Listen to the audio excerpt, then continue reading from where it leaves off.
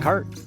Yep, and I got some new duds. When I first put these on, I thought, kind of look like Mr. Clean. And I went and looked in a full-length mirror. Pretty much thought I looked more like the Stay Puft Marshmallow Man, but that's just the way it goes. Oops, I already got it dirty. I want to talk about this cart today. I built the cart for two reasons. One, you know, there's the old rule, you move a hive 3 feet. I've done it before. You pick up the hive and you move it 3 feet. You pick up a heavy hive, you move it 3 feet. I thought, why not pick up the hive once or twice, once to put it on the cart and once to take it off the cart, and then just reel it to the next place. So I built the cart. Reason number two, this hive back here, look back, I did the video that this hive hasn't been open in 5 years, and I've been managing this hive, but there's a backstory to it. You can see the fence right next to it.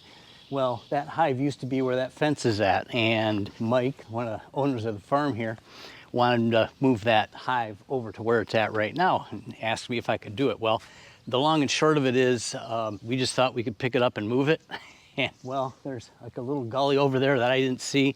Down went Mike, and the rest, whew, a real mess. Just for the fun of it, I have been kind of into cowboy poetry, so I've kind of evolved mine into cow bee poetry. So if you wouldn't mind, I'm gonna tell you that story in a little cow bee poem. But first, I need to get dressed for the move. How do I look? Well, I'll tell you, it puts me in the mood to be able to read some cowboy poetry to you.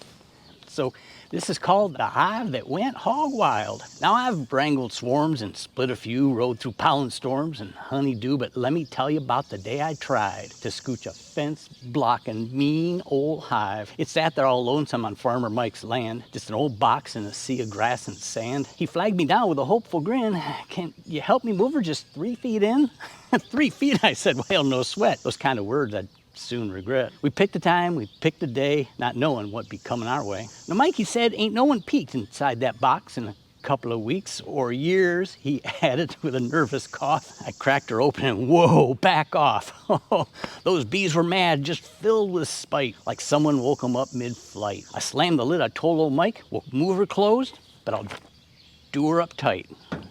Too warm for the hanky anyway. Plumb warm. I strapped it up, but truth be told, the strap I grabbed was more than 10 years old. We each took hold, me at the front. That's where the bees come out to hunt. I took one step, I took one more, and I hit a gully I ain't seen before. Down I went, Mike went too. The hive broke open, and Lord, we flew. A thundercloud of bees took wing. With stingers drawn and vengeance keen, we ran like cattle through the pens, disturbing cows and goats and hens. The dog got tagged and yelped away. We just hoped we'd live that day. We dove into Mike's old gator rig, getting stung from scalp to shin to fig.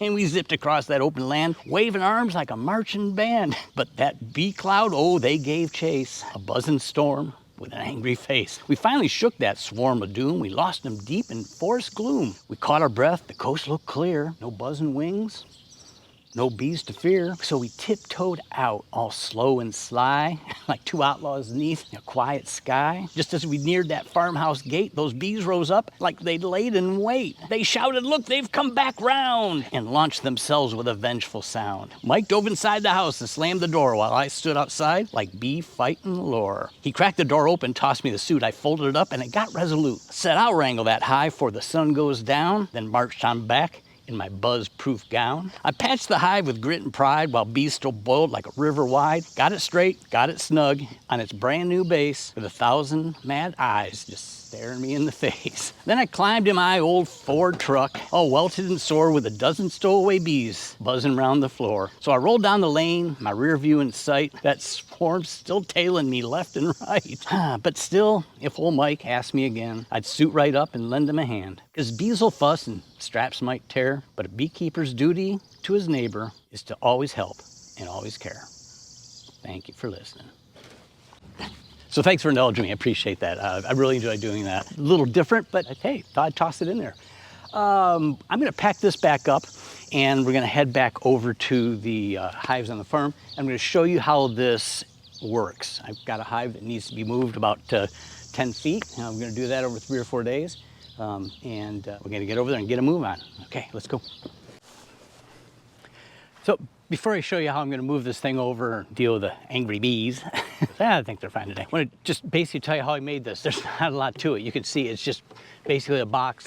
Every bit of this is pressure treated, so it can sit outside, and frankly, I don't have a place to store it, so it's gonna have to stay outside quite a bit. Let me show you the measurements on it. The top box is 26 1/4, somewhere in that neighborhood, by 26 and a half, pretty close. I wasn't crazy critical on the measurements because it's just a box. These are 2x4s, so I just built a 2x4 box. There's really no bracing or anything underneath it. It's just an open box. I've got the legs, so the back legs are 21 on each side, and then the bottom legs are 19 and a half. And the reason for that is that the wheels are, and if you can see that, they're 5-inch wheels. And I just wanted to make sure that everything was level. I put a little bit of extra bracing here in the front just to make sure that it was sturdy. And then the handles. And the handles are 4 feet long because I was building something that needed 4-foot long pieces, and I had 2 left over. At first I was going to cut it and make them closer, but then I figured out the closer you are, the more you have to pick up to be able to move it, and then you're going to be dumping hives. The further back you are, the less you have to worry about. But here's the thing, I won't move it pushing it because you could get blocked in something and knock it. Pulling it makes more sense, so you don't have any issues. Again, you're only going 3 feet at a time, but as I talked about in the poem, you know, you don't want to tip a hive because you know what can happen, and it ain't pretty. So that's what we've got. I did put this strip along the front, and the reason for the strip, and it just goes the length, is that if you got a hive on there, you are less likely for it to fall off because that will hold it on. So that was the reason for that. Let's show you how this whole thing happens. So real quick, I think you get the logic of how this all works. So not too complex. I do want to calm these guys down a bit. And this super on top is full, so it will be impossible for me to lift. And I just realized that I have one box where I put the handle hold on the inside when I built it. And this is the one, so it's gonna be a little more tricky to move it than I thought it was. But let's pop this cover. Let's get these guys to go down a bit. Whack a roach. See more roaches this year, all over. And so we're gonna pull this super. It is completely full. So we're gonna set you here. Then we're just gonna try to smoke these guys in. You know what? I'm gonna pick up and move from behind. Let's get a heft weight here. Pretty light. Not crazy light though, but pretty light. And that's how that works. Okay, I thought these guys needed a super. They do not. This whole center is now open, so I'm not gonna do that. But I am gonna put this over here.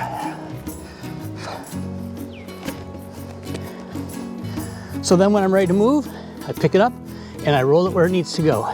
Plus this hive is gonna need to be turned around, so I will do that in the process. There you have it. Pretty simple process, but I like my little cart.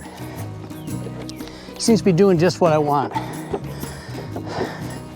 So there you have it. Cart is done.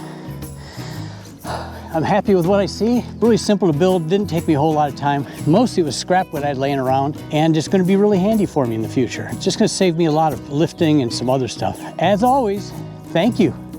Thank you so much for watching our videos. We really do appreciate it. If you haven't hit that subscribe button, please do. If you like this video or watch any of our others, hit that like button, and I just really appreciate it. And I'm a little out of breath if you couldn't tell. So we will see you next time. Happy beekeeping. See you soon. Thanks.